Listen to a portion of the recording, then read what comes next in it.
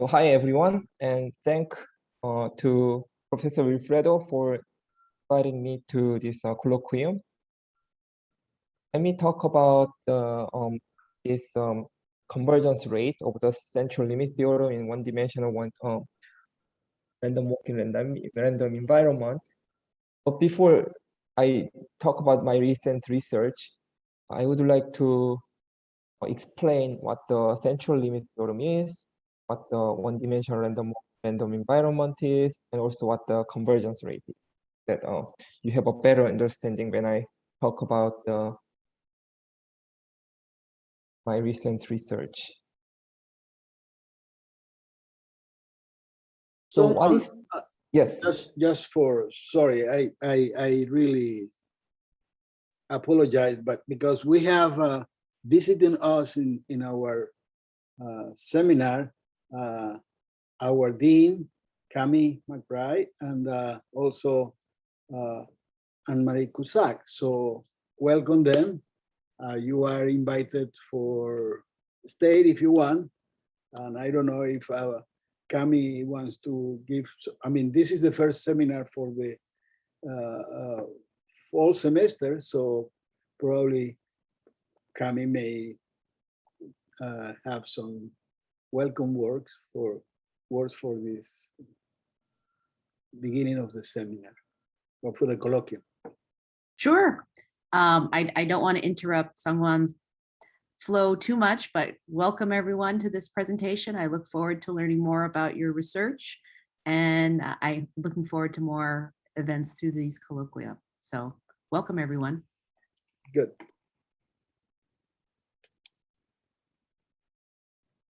You can go now. Thank you. Oh, okay. Thank you. Thank you, Kenny. Yeah, so let me talk about the central limit theorem, the classical central limit theorem. So suppose the sequence of independent, identically distributed random variables are collected. And each variable has a finite mean and a finite variance.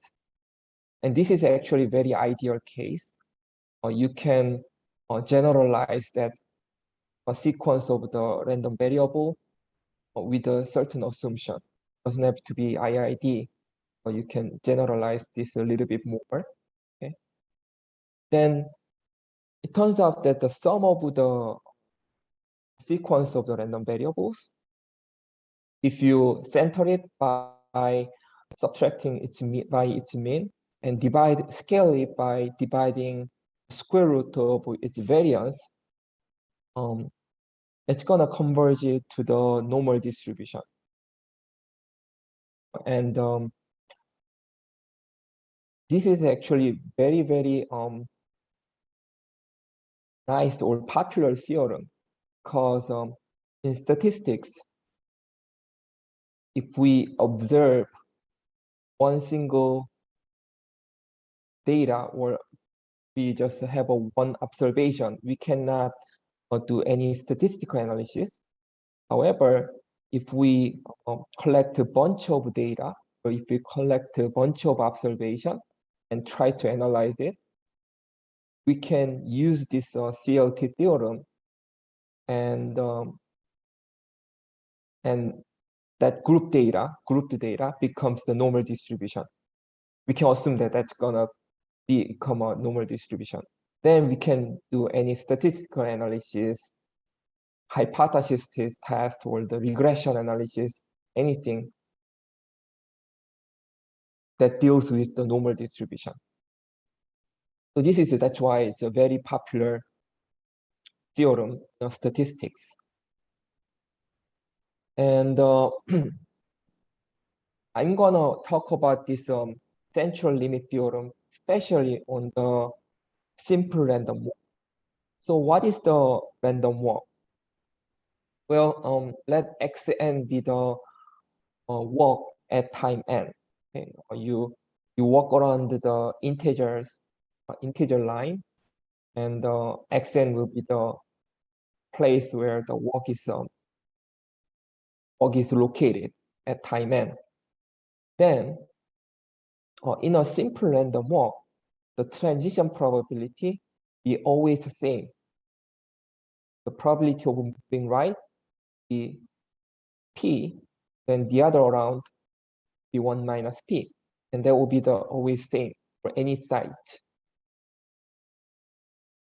That means you can decompose, or you can make this walk as the sums of the independent step, where each step will be, again, it will be independent, and the distribution of the each step be same.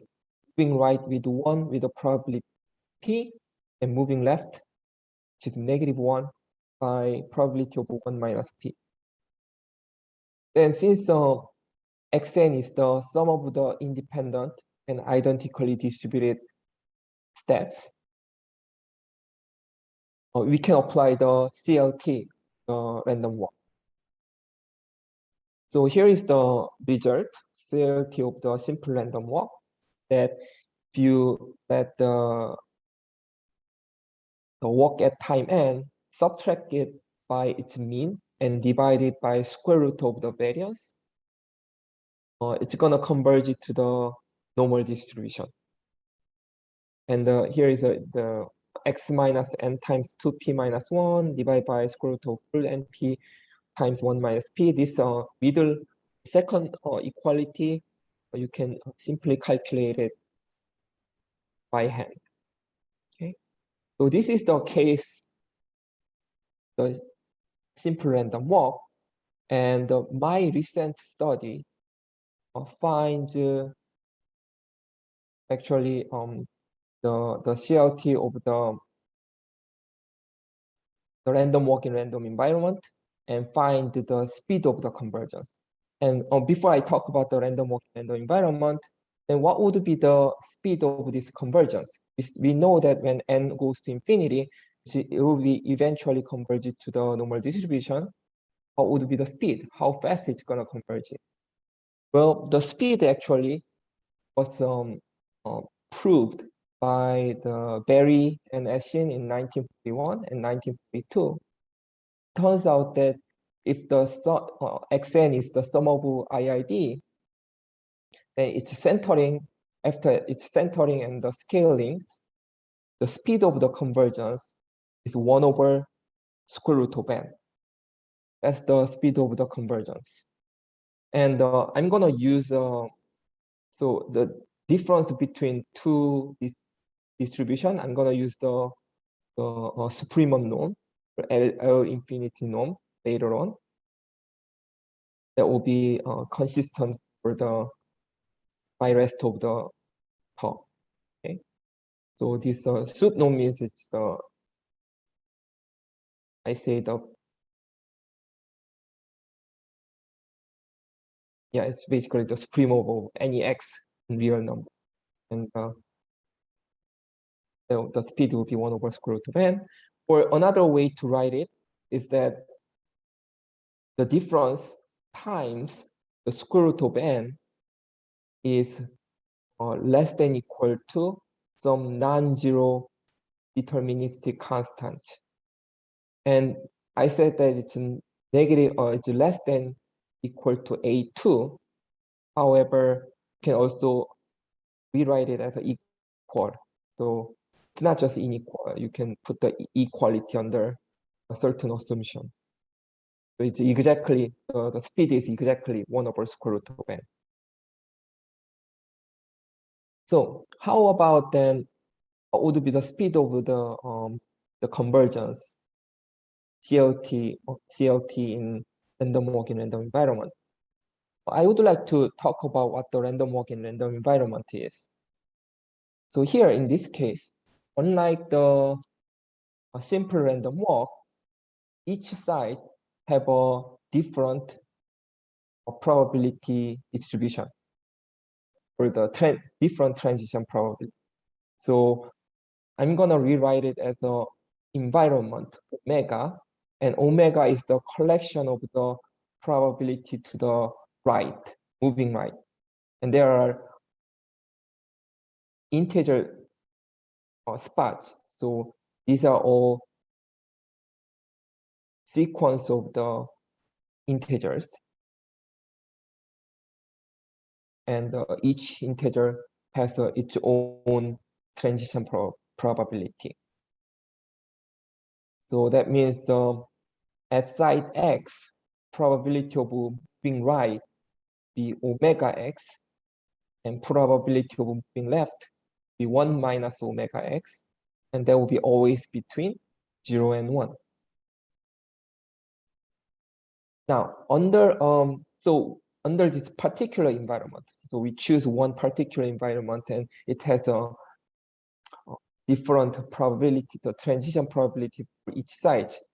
And this fixed environment, any probability of the behavior of work is going to be called a quantity law.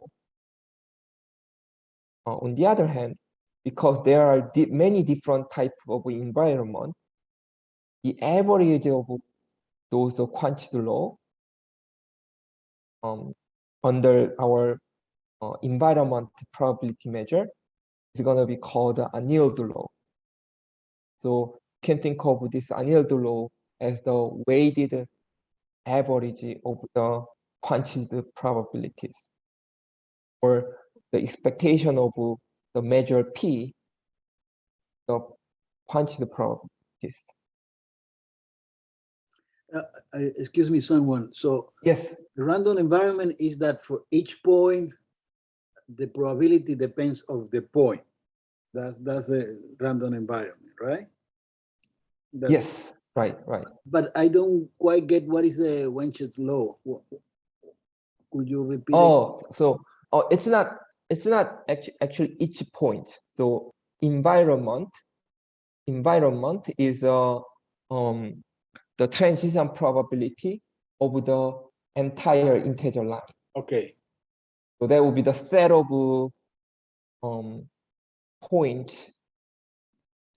set of numbers between 0 and 1. Right. And those numbers are placed in the transition probability for each site. Yeah. So it's a set. Moving set forward. Yeah. But the Wench law is what? Quantity law is this the probability of the work under this one single environment. One single environment. Okay. Yeah, but there are like a bunch of other environment in the omega environment omega set. So if you decide the measure of that each environment on the omega set, you can average quantity probability. Okay. So I can give you one example that will help you to understand. Here is an example. This is one toy model. So the omega x can be, so this is one of the example where the omega x can be either 0.3 or 0.6. And by the way, this is the probability of being right. So each side, you can have one of two. Probability of moving right as a 0.3 or being right as a 0.6. And here's another measure. It will be the probability, the measure of the environment, where the measure of the environment, in other words, measure of the having environment being a 0.3 is 0.15, and the probability of having that omega x to be a 0.6 is 0.85. So you have that. Okay, so this P is the measure of the environment, and this environment omega x. Each site in omega, each site either have omega x to be a 0.3 or 0.6. Then now, suppose you pick one omega. That's the set of the transition probability on the integer line. And once you pick one omega, you're gonna color each side x in blue if the omega x turns out to be 0.3, and I'm gonna color in red if omega x turns out to be 0.6. I pick up one environment and look at the transition probability of each site. Then here's what we have. And this whole thing is in 1 omega, one environment. Then turns out, so if you look at time site 0, the probability of going right is 0.3, and definitely moving right would be, moving left will be 0.7. The other hand, if you look at site 3, the probability of moving right from site 3 will be 0.6, moving left will be 0.5, right? Then under this particular environment, under this one particular environment, this colored environment, colored site, the probability of going right will be 0.3, right? Because it's if you're starting at 0 and moving right, which is x1 equals 1, be 0.3. Okay. On the other hand, that will be the quantity probability, fixed environment. On the other hand, the annealed probability of starting at 0 and moving right will be the weighted average of the probability of starting at 0, moving to and then moving to right. So so it will be the weighted average. So you get a 0.3 on the probability of right with the probability of 1.15. Right? And also you get either or, you get the 0.6 as a probability of right with the measure of 0.85, right? In other words, you have 85% of chance getting 0.6, you have a 15% of a chance getting 0.3. So the annealed probability on the other end, that's the weighted average of the quantity probability, with 0.555. Okay. Yeah, hopefully that helps you to understand this random walks in random environment. Now, let me move on some fact about or some result about the random walk in random environment. So here is the speed of the random walk in random environment.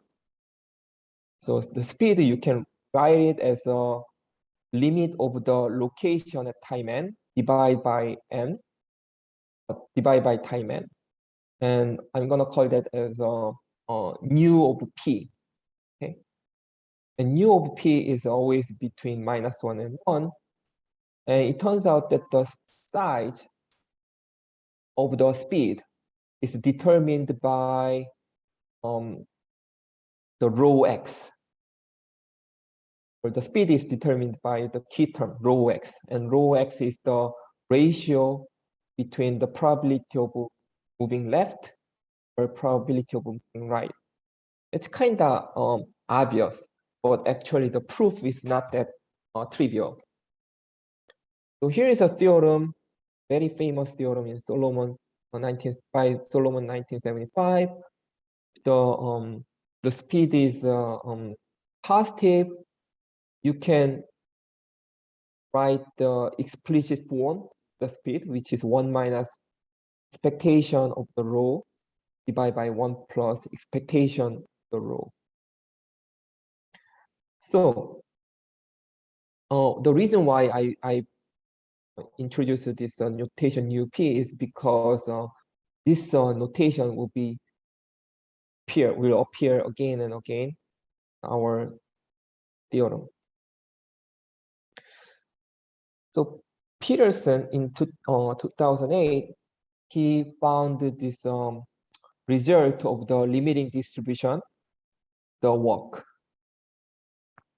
And in fact, the limiting distribution of the xn, that's the walk, is determined by parameter s such that the expectation of rho to the power s is equal to 1. And over the probability of the walk scaled by centered and scaled by its mean and the variance, it converges to the normal distribution if and only if s is greater than 2.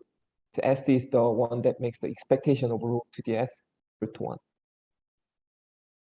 If s is greater than 2, then the walk centered by expectation of mean and divided by the variance, square root of the variance, it converges to the normal distribution. But the interesting fact here is that it's not just the centering is not just it's the expectation of the xn, but there is a gn mega, which is a environment dependent constant. There's some omega related constant number, the extra term.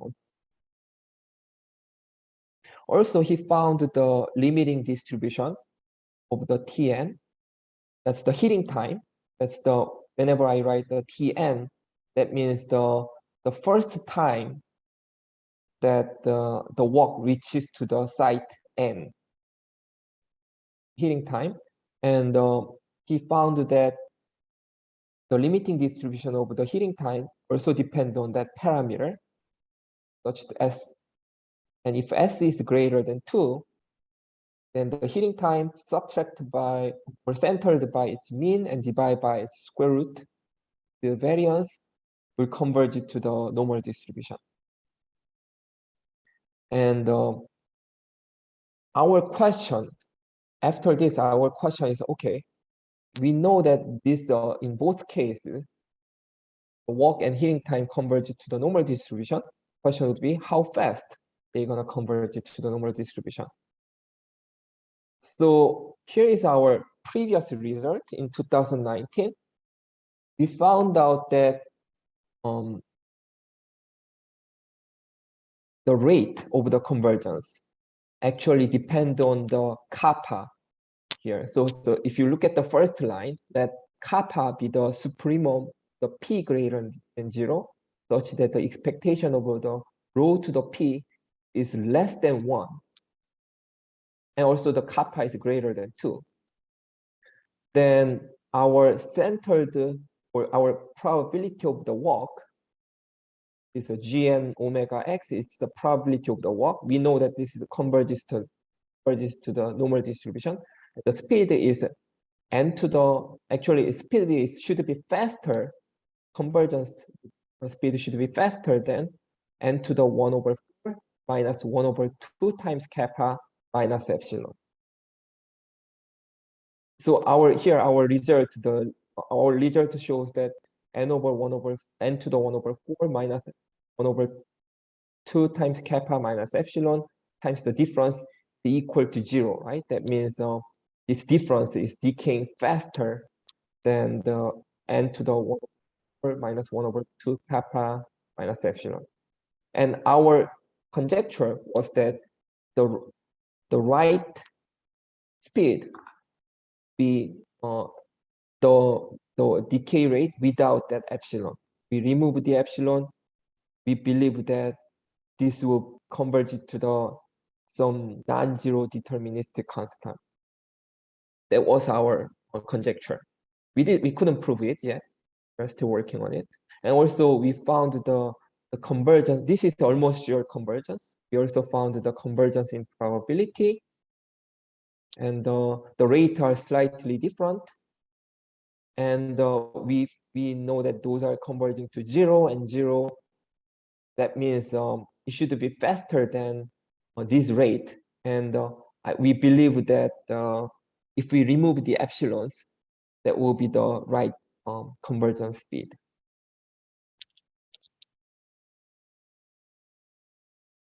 Here is another previous result on the heating times. This is the convergence rate the healing time to the normal distribution. And we got the same assumption, we got the same kappa, which is the supremum of that, p greater than 0, and that make expectation of rho to the p less than 1. And it turns out that this kappa actually also determines the rate of the convergence. And in this case, we have the denominator, the heating, this inside the probability is the random environment dependent centering and scaling. Okay, so it will be the denominator here is the square root of the variance of Tn. We have a square root of the variance of Tn. Then your speed is that if kappa is greater than 3, we got the exact speed, the square root of n, 1 over square root of n. And that means if the kappa is greater than 3, we got the same convergence rate as the simple random walk. Simple random walk, we also had the square root of n, right? And in the random walk in random environment, we got the same speed. But on the other hand, if kappa is between 2 and 3, get the totally different rate, which is n to the 3/2 minus 3 over kappa minus epsilon. And turns out that it's converging to 0. So that means the rate should be faster than that. The convergence of the rate should be faster than that.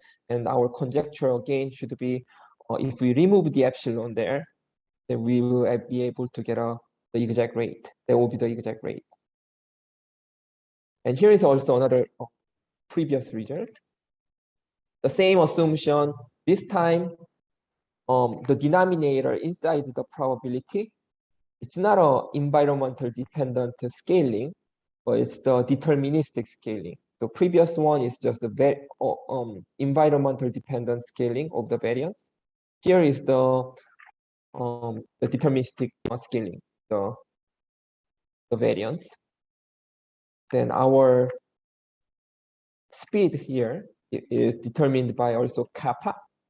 And if kappa is greater than 4, then speed should be faster, the convergence rate should be faster than n to the 1/2 minus epsilon.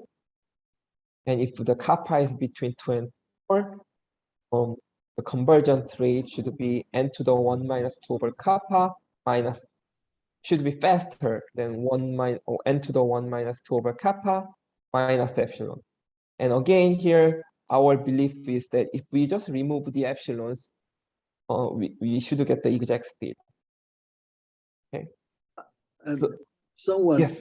a question. I mean, I have no, I mean, beyond technical stuff, why kappa is so determinant in all of these results? What is the interpretation of kappa? I mean, oh, kappa, actually kappa determines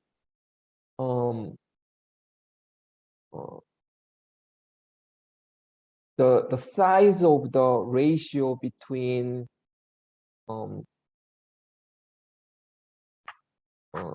the probability of moving left to the probability of moving right. Okay. So here, so this kappa is you can think of that as a rho. It's a power p, rho to the power p, right? And if you have a higher kappa, so, or in other words, here, if I get the expectation of a rho to the s equal to 1, if s is getting bigger and bigger to make it equal to 1, that means that there is a higher tendency, the transients, to the either higher tendency to the transient to the right. In other words, if you have like a expectation of a rho to the 2 is equal to 1, and another one has an expectation of a rho to the 5 is equal to 1, then the one that make a higher power to make it equal to 1 will have a higher tendency for the random walk to move right faster to right. And I don't know actually more than that about the kappa, but this kappa tells you how fast this goes to the right or left, or it tells you the behavior. Does that answer your question, Pedro? Yes, that gives some intuition about why it's so important. Yes. Yeah. It's telling you how it's moving, what is the tendency to the right or That's right. In fact, if the kappa is less than 1, if in fact the kappa is less than 1, then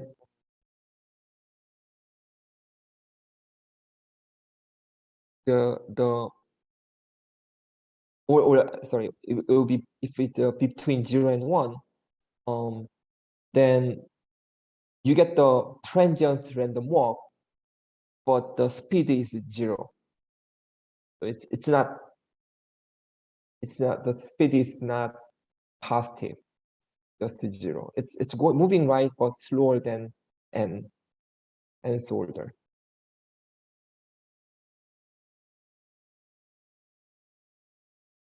Right? So what you mean is kappa is P over Q. P as in probability of moving right, and Q as in probability of moving to left. No, kappa is the so P over Q is the rho. Okay. P over Q is the rho, and kappa is the one that goes into the power of P over Q. Okay. And That makes sense.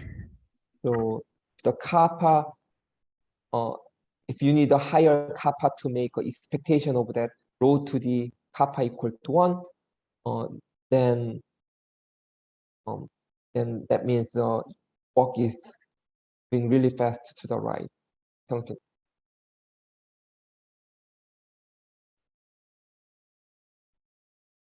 So here is our recent research.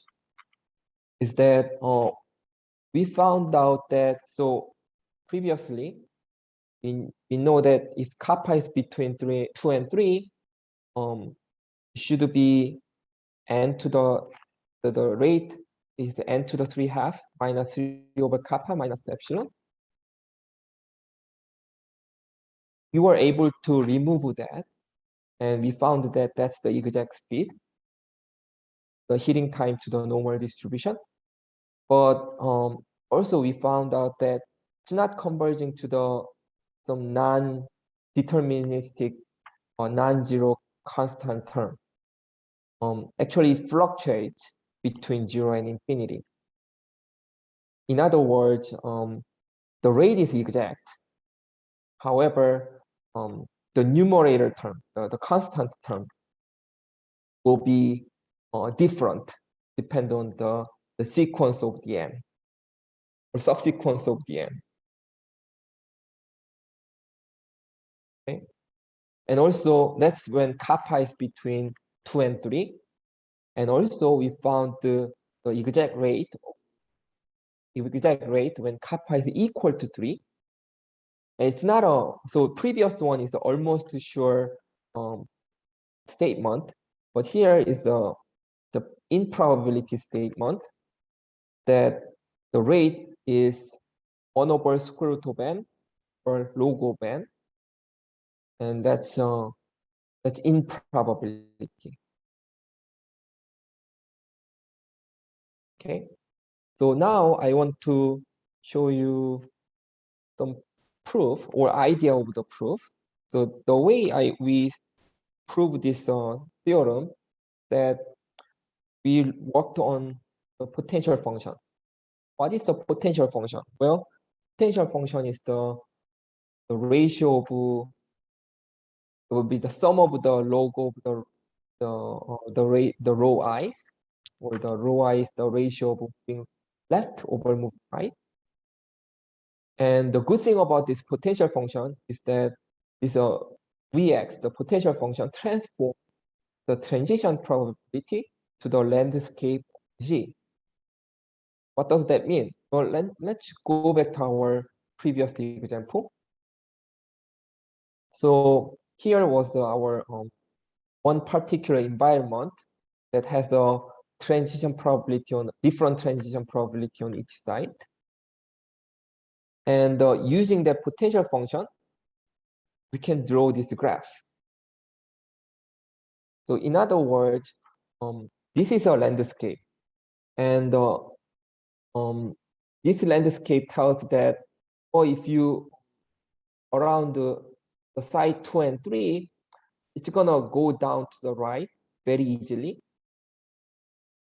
Around the side 0 and 1, it's really hard to go right because there is uphills. So around the side 2 and 3, there's a downhills, and around the 1 and 0 and 1, there's uphills, and around the -4 and -3, there's a downhill. So it's really easy to, right? So this actually tells you how difficult or how easy the random walk can move to the right, or it can be to the left, depending on the distribution of the environment. V is 0 only at 0, or between -1 and 1? Oh, it should be. You're right. It should be actually between -1 and 0. You mean the V of x is 0 at x equals 0? Yes, it is at What happened 0. between -1 and 1? Is not defined? Because x are integers, right? I'm sorry. Yeah, x is integers. Yeah. Sorry. Yeah, I should. This is not actually perfect graph. It should be shifted to left by 0.5. Actually, this is right. This is right. This is right. Yeah, this is right. A graph. But what I'm saying is that the landscape tells you how the random walk will move to the right. There are certain intervals or certain parts. May I ask something regarding Yes. Vx? Yes. Can you present Vx as a logarithm of products, P0, P1 up to P multiplication Px That's minus right. 1? That's right. Yeah. That's Thank same. you.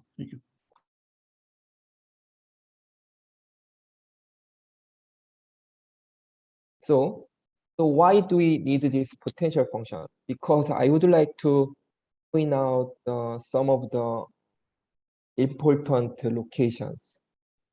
And it's called the lateral location. So here is let's suppose we pick one environment. This environment has these following landscapes, the potential function. And the lateral location actually tells you that for given location, the successive location, lateral location, should have a potential function less than the potential function of the previous lateral location. So for example, here, suppose you have a nu 0. Nu is 0 is the lowest potential. Nu 0 at nu 0, you have a lowest potential function. Then before 0, then nu 1 would be the lateral location where the potential function, the next potential function is less than the potential function at nu 0. Okay, and nu 2 will be the location where potential function at nu 2 is less than potential function of 1, and so on. So these are lateral locations. And also I would like to introduce another term. which is a exponential height. Also, given this letter location, the area or interval between letter location, you can find a height. So here, between u0 and u1, the height or the peak of the potential function between that letter location to be a h1. And the exponential height will be the e to the h1, okay? Or exponent of the e to the power of the size of h1. Okay, and that could be potential function or the exponential a height mi with the e to the height between the potential function or the letter location ui minus 1 to I. Why do we need this? Well, it turns out that the crossing time between the letter location ui and ui plus, sorry, it should be ui minus 1 to ui. Letter location ui minus 1 to ui is dependent on the size of mi, the exponent, the height.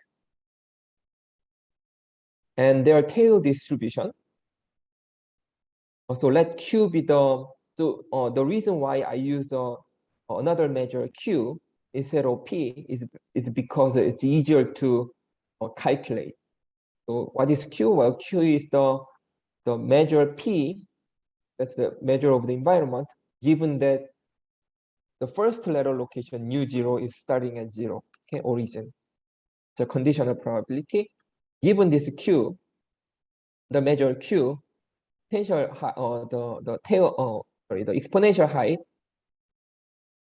decays x to the minus kappa. So here is where the kappa also appears. And also the expected crossing time, the quantity expected crossing time between the letter location also decays by x to the minus kappa. Here again, the kappa is where the kappa appears. So they got a similar decay rate, kappa.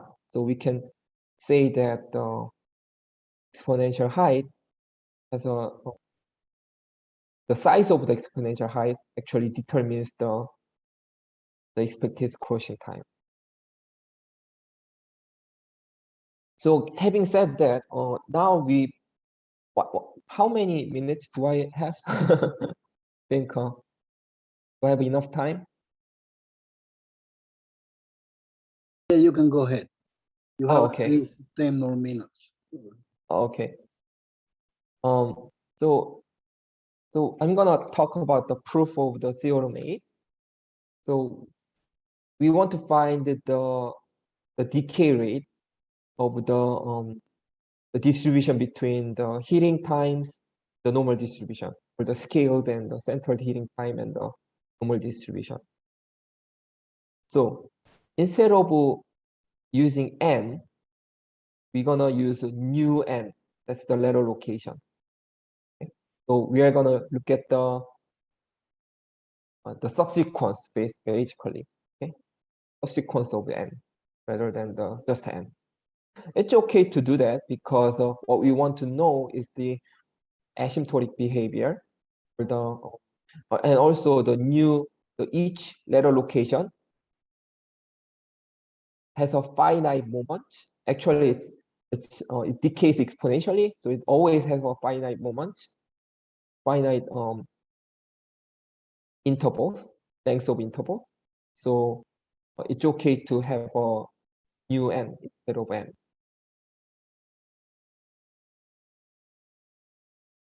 And then for the heating time, we are going to decompose that as a crossing time to each site. Okay, it will be the sum of the crossing times. Just like the walk, sum of the individual steps, heating time can be sum of the individual crossing time from one side to the another. And then note that the crossing time is independent. So we can use this following lemma by Petrov in 1975. So here,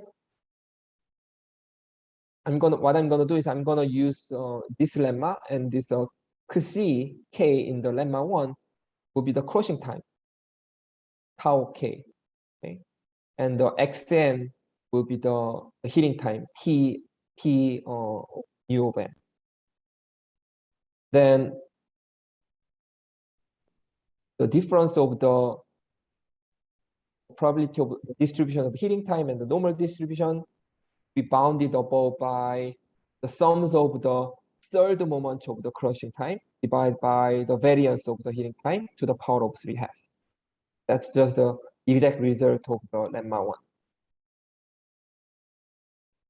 So what we need to do is we have to control these sums of the third moment of the crossing time.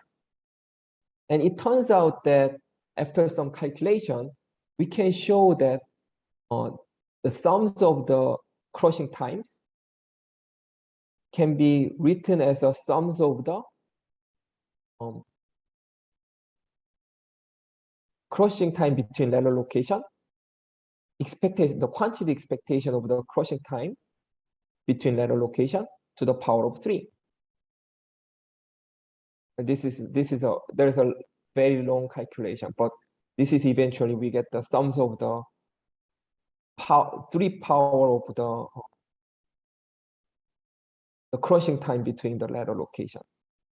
And then between kappa between 0 and 3, we can show that those sums with the power of 3, and then divide by n to the 3 kappa, 3 over kappa, will be less than epsilon for any epsilon. That's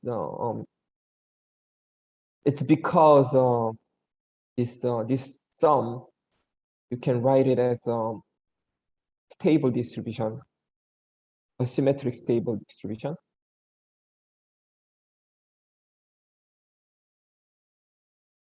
Then here is our result.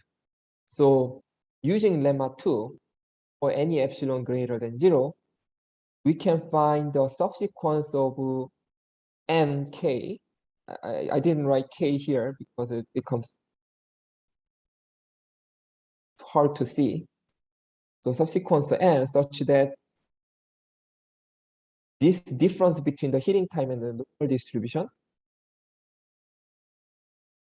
be bounded by sums of the crossing time between the lateral location to the power of 3 divided by the variance of the heating time, and by the lemma 2, that will be epsilon times n to the 3 over kappa. The numerator will be bounded by epsilon times n to the 3 over kappa, and then divide by n to the 3/2 times the variance, the finite variance of the crossing time between the lateral locations. And after a few calculations, we can show that it will be equal to c, some constant c times the epsilon divided by n to the 3/2 minus 3 over kappa. And then you multiply by that exact rate on both sides. And since epsilon can be any epsilon, so you can let this epsilon goes to 0.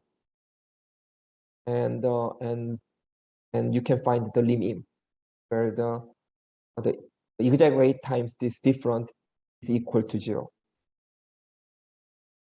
Now let's look at the lim sup. So for the lim sup, we use the following theorem by Hall and Bohr, 1984. That the difference of the two different the distribution and the normal distribution is bounded below by, again, here is a third moment, someone with a third moment, but then there is a fifth moment, the second term, the second moment, square of the second moment in the third term.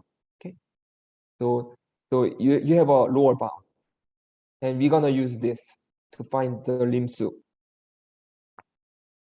And after some calculation, we can show that the second term and the third term in the lemma 3 decays faster than our exact rate. So we only need to care about that first term, the main term, which has a third moment. And so we gotta deal with this expectation of the third moment, punch the expectation of crossing time, third moment crossing time. Okay. And here what we are going to use is that we're going to use the exponential height. So it turns out that the lim sup, the sum of the exponential height with the power of 3 and then divide by n to the 3 over kappa is infinity. Okay. We can find that. And using this lemma 4, and also we can show that that third moment is bounded below by the sums of the exponential height with the power of 3.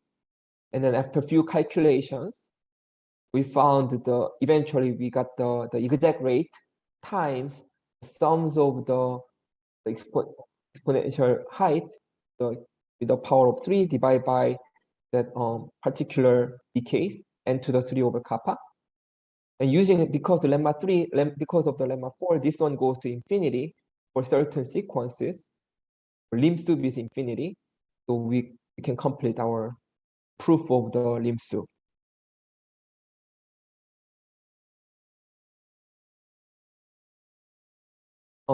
And that's pretty much it.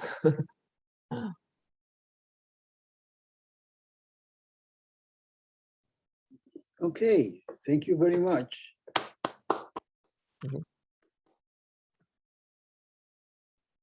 So any question or comment?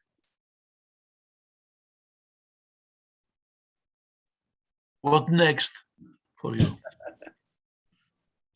Next, well, we are still, so we submitted our paper on the exact rate on the heating time, this heating time, and we got rejected.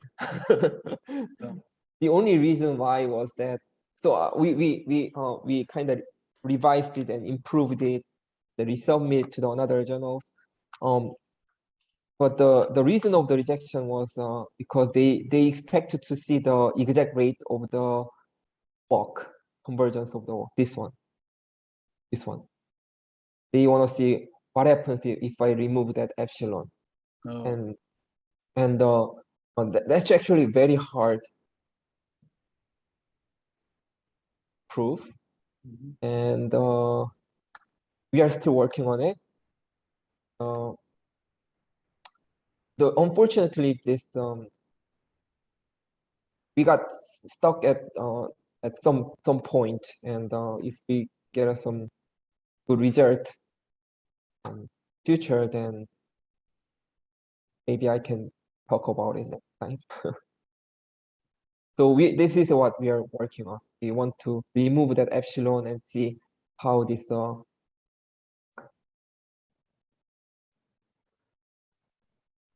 shear rate of the work out to be.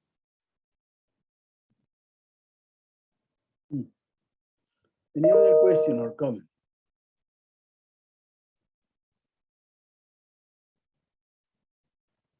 Okay, so well, let's thank the speaker again, and well, yeah, good luck with the epsilon. Looks not easy, right, to remove it.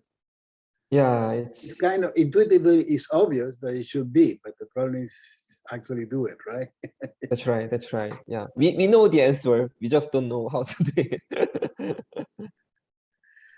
Okay, so I will stop the recording.